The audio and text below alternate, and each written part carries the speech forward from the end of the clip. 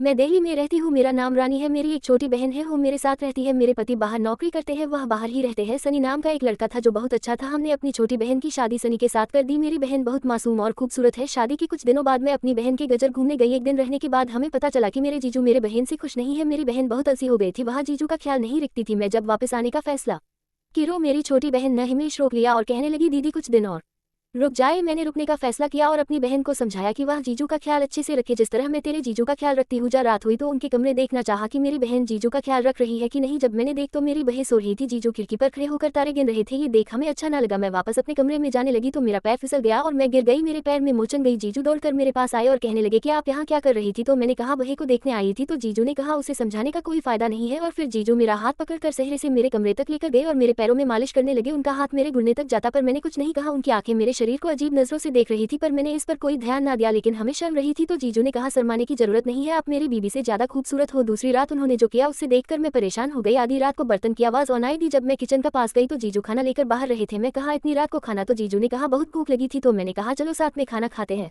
हम दोनों साथ में खाना खाने लगे। जीजू ने अपना एक पैर मेरे पैर पर रख दिया और मुझे अजीब नजरों से देख रहे थे। मैंने कुछ नहीं कहा और खाना खाकर अपने कमरे में वापस आ गई। दूसरी रात को जीजू मेरे कमरे में आए और मेरा हाथ पकड़कर अपने कमरे में ले गए। मैं बहुत डर गई थी, मेरा दिल जोर जोर से धड़क रहा था। उन्होंने मुझे एक नाइटी दी और पहनने को कहा और कहने लगे ये नाइटी आपकी बहन के लिए लाया था, अब इसे आप पहने और वो सब हमें दो जो आपकी बहन हमें नहीं देती है। मैंने उनसे कुछ नहीं कहा और भागकर अपने कमरे में चली गई। सुबह हुई तो वो नाइटी अपनी बहन को देकर कहा जीजू ने हमें ये नाइटी पहनने को दिया और कहा कि जो आपकी बहन हमें नहीं देती वो सब कुछ आप हम दो। अब मैं यहाँ से जा रही हूँ, तुम कैसी हो, अपने पति को खुश नहीं रख सकती। मेरी बहन ने कहा दीदी शादी के बाद कुछ अजीब हो रहा है, इन्हें मुझसे कोई प्यार नहीं है, मालूम नहीं है इतनी नींद क्यों आती है। हमें कुछ समझ में नहीं रहा था कि कौन सेक्सर बोल रहा है। मैंने सच्चाई जानने का फैसला किया। रात को मैंने अपनी बहन को अपने कमरे में सुला दिया और उसके जगह में सो गई। कुछ समय बाद जीजू कमरे में आए और मेरे पैरों को सहलाने लगे। मुझे बहुत डर लगने लगा कि कुछ हो ना जाए। तभी दरवाजे पर किसी लड़की आवाज आई, सनी आज आपनी की बीबी पर बहुत प्यार आ रहा है। जीजू ने उस लड़की को गले से लगाया। ये सब मैं चादर से देख रही थी। जीजी ने कहा चिंता मत करो, सुबह तक ये नहीं उड़ेगी। मैंने इसे नींद की गोली दी है। ये सुनकर मैं बिस्तर से उड़ी तो दोनों मुझे वहां देकर चौंक गए। मैंने कहा जीजू आप मेरी बहन को धोखा दे रहे हो, इसकी सजा आपको मिलेगी। मैंने पुलिस कार्रवाई की और उन्हें जेल भेज दिया। एयर अपनी बहन को लेकर घर गई। इस जमने में किसी पर भी आंख बंद करके विश्वास मत करो। मेरी कहानी पसंद आई तो लाइक और सब्सक्राइब जरूर कर।